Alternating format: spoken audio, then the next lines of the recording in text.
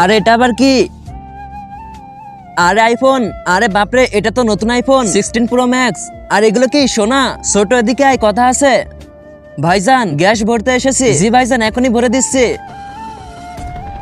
কতটুকু ভরবে ভাই সাহেব? এই 10 কেজি। ঠিক আছে। ওই কাটা সিলিন্ডারে তো অনেকগুলো সোনা গহনা আর আইফোন, এ মনে হয় কিছুই জানে না। যে করে হোক এগুলো হাত করতে হবে। ভাইজান আমার না আলাদা একটা বাসার জন্য আর একটি সিলিন্ডার লাগবে, তো আপনার কাছে কি আছে? জি ভাইজান অবশ্যই আছে, আপনাকে দিব।